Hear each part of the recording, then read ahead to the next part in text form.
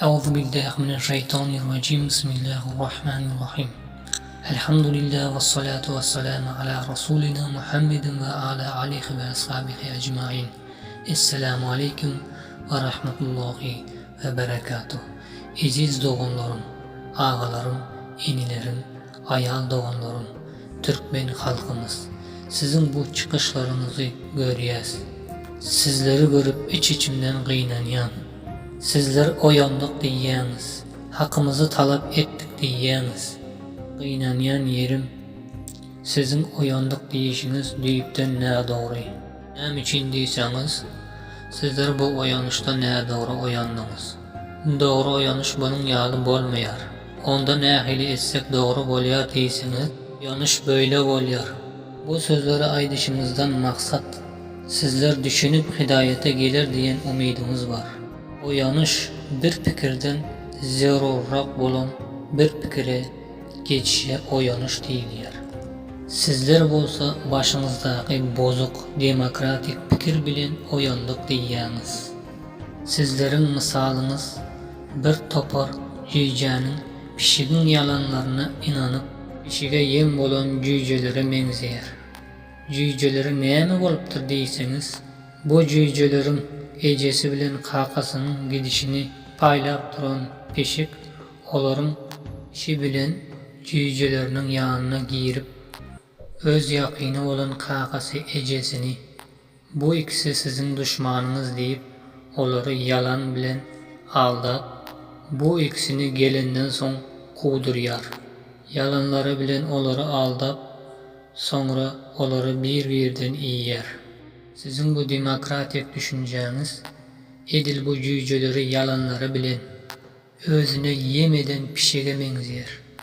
Bizleri insanlara muhtaç etmesin. Aziz Allah'ım, çünkü olarda siz ýaly adam. Bizim bir maksadımız bizi yaradan, bizi hemme zattan aziz eden büyük Rabbimiz var. Biz ona muhtaç, başka hiç kime muhtaç etmesin. Hoş inni şu yerde Peygamberimiz sallallahu aleyhi ve sellemin aydan sözleri var. Şunu aydıp geçsek maksada layık bolar diyen umidimiz var. Peygamberimiz sallallahu aleyhi ve sellem şeýle diýe: "Ünis berin azizlerim.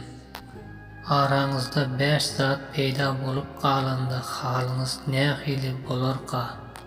diyen bu 5 zat aranızda peyda bolup kalyşy ýa-da onu özüňiz yetip barşyňyzdan Allah saklasın diye. Birincisi, kaçında bir kavumda fahyş, bozuk iş açıkçasını ediler eken özünden önkü adamlarda olmadık kesellikler, kıynamalar yüze çıkýar. İkincisi, zekatı terk eden kavum asmandan yağyan yağışı terk edipdir. Eger de çarvalar bolmadığında olara hiç kaçan yağış yağmadık bolardı. Üçüncüsü, terezi ve ölçüden urup kalan kavum gün güzeranının kıyınçılığı ve sultanın zulmuna duçar bolmazdan kalmaz. Dördüncüsü, Müslümanın emirleri Allah'ın indiren şeriatından başka kanunlar bilen hüküm eder. Eken olara düşmanları hükümran bolmazdan ve elindeki kâbir nimetleri yetirmen koymayalar. Beşincisi, Allah'ın kitabı ve peygamberinin sünnetini kırra sürer eken Allah olary özleri bilen özlerini avvara bolup kalış belasına duç etmen koymayar diye. Peygamberimiz sallallahu aleyhi ve sellem ol bizlere rahmetti. İnni hakikati bilen bir adam bir büyük bir tepede ya da bir dağın üstünde durup iki taraftan da habardar adama meňzeýär. Şu peslikte bir topar adam nire barýandygyny görüp durýar. Bu adamlar bir soňu yok çöle barýan adamlara meňzeýär. Sebäbi bu çöle alıp barýan yol demokratiya yoludur. Sizin bu gidişiniz çep. Siz sağa gitmeli. Sağda näme var deyseniz, sağda İslam var. Bağzar, meyveli, suwly ülke var.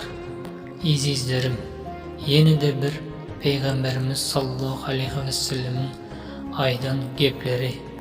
Eger de Allah'ın yolunu terk etseniz, Allah üstünüze Allah'tan korkmayan ve sizlere rehim etmeyen kimseleri sultan edip koyar. Allah'ın kulu bolmadığımızca bu sultandan korkuşu kalbimizden ayırmayar diyen mezmununda ham aydanlar.